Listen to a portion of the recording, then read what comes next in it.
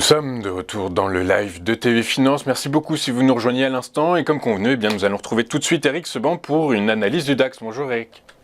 Bonjour. Bonjour, merci beaucoup d'être avec nous ce matin comme tous les mercredis matins. Je rappelle que vous êtes trader, formateur et coach. Eric, un indice allemand qui plie mais ne rompt pas. Il a perdu 1,6% hier et pourrait continuer sur cette tendance aujourd'hui. Il ouvre en baisse de 0,23% à 13 158 points. On fera attention tout de même à ce qu'il n'enfonce pas les 13 000 points aujourd'hui. Est-ce que c'est un scénario envisageable selon vous, Eric ? Oui, d'ailleurs toute la journée va se jouer autour de ça en fait. C'est bien analysé parce que... alors évidemment hier on a bien vu la réaction aux chiffres américains, c'est clair. Ce qui se passait avant était intéressant parce que depuis mercredi dernier on faisait que monter, donc c'était quand même plus 6%, et puis dès l'annonce début d'après-midi hier, moins 3,5, puis ce matin on ouvrait faiblement à 7h, on était encore au niveau des plus bas d'hier. Là ça se reprend un petit peu, c'est pas énorme depuis 8h. Mais ça résiste en effet pour le moment. Alors c'est justement ce qu'on va voir, c'est est-ce que ça va résister toute la journée, est-ce que ça va même peut-être rebondir pour repasser au-dessus de la résistance la plus proche, parce que depuis une semaine on a vraiment gommé toutes les résistances qu'il y avait sur le chemin. On était même en chemin vers le double top, vers 13 900. On n'était plus très très loin, puisque, rappelez-vous, mercredi dernier, on était dans une zone de double appui dans laquelle le DAX évoluait sans arriver à prendre de la hauteur, sans arriver à confirmer cette figure de double appui avec le début juillet. Et puis, justement, mercredi, on a eu un départ, alors qu'on pouvait entrevoir en effet soit une poursuite de l'hésitation, soit une légère hausse, mais avec des résistances au-dessus, qui était plutôt de nature à empêcher une hausse, et puis possiblement justement un nouveau plus bas. Donc on a eu un début de rebond, confirmé vendredi et puis lundi, alors bien confirmé, puisque justement toutes les résistances ont été franchies, avec des séances sans grande volatilité, c'était vraiment le rouleau compresseur, ça monte tout doucement, pas de repli, donc assez algorithmé, une hausse qui s'est construite sans volume, et qui était certainement dû, très certainement dû à des contraintes techniques plus qu'à de la conviction. Vous savez, quand on arrive sur des niveaux de support là où on était, avec une figure de double appui importante, en effet, ça n'a pas rebondi tout de suite, mais il suffit qu'un peu de spéculation se mette à acheter, et puis derrière vous avez un enchaînement technique, de contraintes techniques qui font que vous avez des vendeurs à découvert qui prennent acte qu'on n'ira pas plus bas. Pour ceux qui ont allégé en tout cas, et qui vont donc racheter leur position, leur solde. Et puis vous avez aussi les vendeurs de call, ces options de hausse, qui eux sont obligés d'agir sur les sous-jacents, sur les actions, en achetant des contrats futurs, en achetant des actions pour protéger leur position.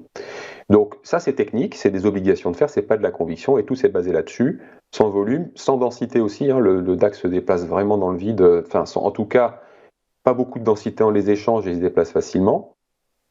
Donc, de la spéculation principalement, de la conviction absente, une volatilité qui reste élevée, mais sans augmenter, elle est stable, elle ne baisse pas non plus. Et puis, donc ces mouvements qui se sont faits sans volume pour la hausse, et hier, un peu plus de volume quand même dans la baisse, si je compare avec, alors d'abord le niveau de prix, et puis la baisse de juin, on est à peu près équivalent, ça baissait et c'est à peu près au même niveau de prix. On a un volume légèrement plus étoffé puisqu'on a réalisé ce volume dans un après-midi alors qu'on l'avait sur le graphique dans une journée, comme vous pouvez le voir sur le graphique. Donc quelque chose qui s'est un peu plus étoffé. Donc aujourd'hui c'est un peu peut-être la croisée des chemins, aujourd'hui, demain, peut-être vendredi, je ne sais pas, on va voir comment c'est digéré. Et ce qui va être intéressant justement, ça va être justement d'observer la volatilité implicite sur les options, cette volatilité élevée et stable, pour voir si justement elle varie. C'est ça qui va m'intéresser le plus. Ça c'est sur le plan donc de technique. Sur le plan de chartiste, on va aussi voir si justement on rebondit aujourd'hui sur un plus bas. Si jusqu'à la fin de la semaine on poursuit et qu'on finit sous 13 000, ça veut dire en fait sous la zone 12 860, 12 930, 40, je sais plus, j'ai plus les chiffres exactement en tête. Si on retourne dessous, là la bougie de la semaine elle est vraiment moche. Si en plus la volatilité augmente, alors ça veut dire que le sentiment des opérateurs, des acteurs du marché est pas bon. est pas bon du tout et que ce qui s'est passé hier, c'est pas juste une réaction à la news, c'est plus profond que ça. Donc c'est vraiment maintenant que ça va se jouer, parce que sur le fond, bon alors évidemment, inflation, ok, très bien, c'est le sujet économique. Sur le plan sanitaire, il y a rien de nouveau. Sur le plan géopolitique, en effet, on a des nouvelles tensions, nouvelles craintes. Est-ce que tout ça combiné va en effet changer le sentiment des opérateurs? On va le voir sur le graphique, en fonction de l'action des prix. Est-ce qu'on baisse suite à la baisse d'hier? Est-ce qu'on se ressaisit? Et si on baisse, est-ce que la volatilité augmente? Ça, c'est les deux paramètres que je vais suivre jusqu'à la fin de la semaine. Et en effet, 13 000, un petit peu plus bas, c'est vraiment le niveau qu'il faut pas enfoncer. Il faut préserver pour la fin de la semaine si on ne veut pas en effet prendre le risque de glisser plus bas. Oui, tout à fait. Et puis fondamentalement, on a quand même un indice. Hier ont été publiés les indices ZOO du sentiment économique allemand. Ils sont négatifs et dans une tendance baissière. Donc ça peut être un premier sentiment, un premier indice de ce que ressentent les investisseurs allemands aujourd'hui. C'est ça, ça participe du construction de ce sentiment et des actions qui seront mises en œuvre en fonction de ça. Bon, alors moi, comme vous le savez, je ne regarde pas tellement les news, j'ai des bribes. Je ne regarde pas dans le détail pour ne pas prendre des biais dans mon trading, mais tout est dans le graphique, de toute façon, ça va se voir. Hein. Toute l'information est digérée par les opérateurs et on a tout dedans. Ok, du coup, vous nous dites qu'il faut faire attention au support entre 12 860 et 12 930.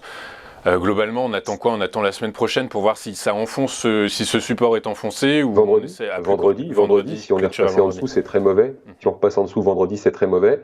À confirmer bien sûr, comme toujours. Mais disons qu'on est dans une zone là où c'est la grosse hésitation et on n'a pas de drivers fondamentaux pour prendre des décisions, parce que si vous avez des nouvelles sur le plan fondamental qui sont pas bonnes, vous avez quand même les contraintes techniques et les protections qui continuent d'agir, donc par conséquent des obligations de faire qui sont limitées. Donc prudence, pourquoi? Parce que c'est un marché très spéculatif. Prudence, car ce marché c'est la spéculation qui est à la manœuvre. C'est comme souvent sur les marchés financiers, comme souvent. Merci beaucoup Eric d'avoir été avec nous ce matin. Je rappelle que vous êtes trader, formateur et coach et qu'on vous retrouve sur nos antennes tous les mercredis matins pour une analyse approfondie de l'indice allemand. On va marquer une pause et juste après, nous retrouverons Daniel Cohen-Delara qui nous fera part de ses market movers. À tout de suite sur TV Finance.